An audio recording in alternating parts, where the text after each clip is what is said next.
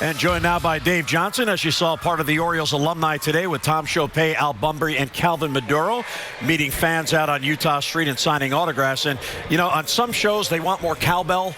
On this show, we want more Dave Johnson. All right. He's everywhere. Mid-Atlantic Sports Report. He's here with us. He does radio. He does it all. I'll bring the cowbell. All right, so today, Chris Tillman goes to the mound. Orioles looking to win this series. They need to win the rubber game. He's lost 4 consecutive starts. Law of averages say one of these games he's going to put it together. Yeah, I was looking at the graphic there where we saw that Chris actually has terrific numbers, of course, against Seattle. So you're like, okay, there's a chance here that maybe, you know, there's going to be a bump on the road there. On the other hand, he hasn't pitched well the last couple starts, so maybe he's due for a breakout game.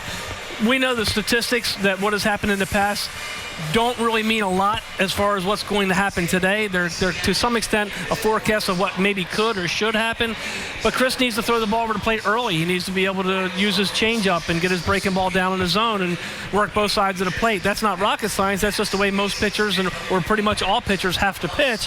And if you looked at Chris's numbers this year, of course, his numbers aren't terrific, but he's actually had a couple pretty good games. He's had some games where he's given up, 1 or 2 runs, but he's also had some games where he's given up maybe 5-6 runs. And I think we saw this last year with him. He really didn't kind of hit his stride until you got somewhere in maybe mid-June. So for whatever reason, maybe he's a slow starter. Hopefully he gets it going today. And Rick, Chris has said his struggles early on have been that he has been very inconsistent with the command of his off-speed pitches. Dave mentioned the breaking ball and the changeup. It's been a consistent struggle for him, and that, if nothing else, might tend to make him predictable to the hitter.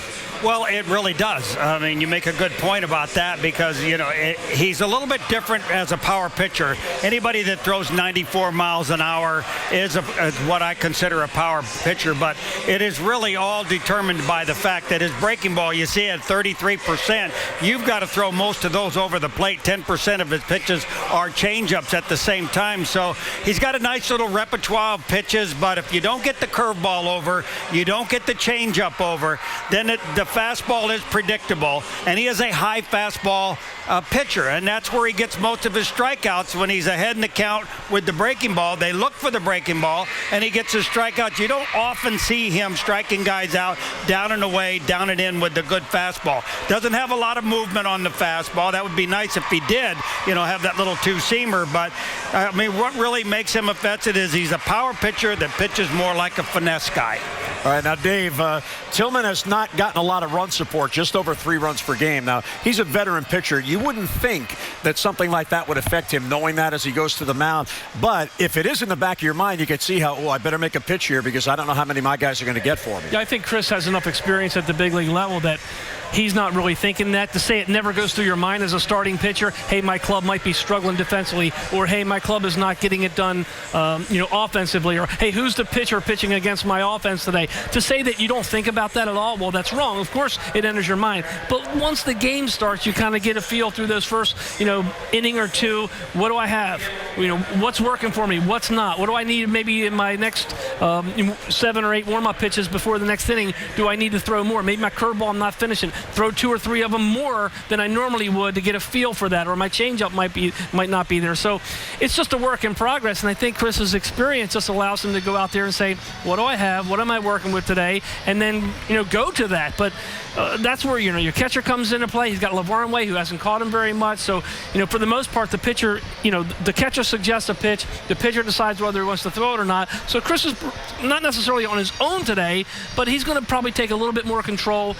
Not that he's going to second-guess LeVar Way, but he's going to have in his mind what he wants to throw because, he's not throwing to Matt Wieters or he's not throwing to Caleb Joseph, who he throws to most of the time. And I just look for Chris. I see healthy. That's what I see. I see Chris Tillman is healthy. Now, he had the back spasms and a little stiffness, and that's pushed him back a couple days. But he says, and when I talk to him, he says, look, I get this after every start. It just lingered a little bit longer than normal this time. So I'm looking for him to go out, throw the ball over the plate. This is not a real powerful lineup. As we've seen, any Major League club can put runs on the board, and they can put them on the board in a hurry, especially if you're not making quality pitches and you're getting behind guys.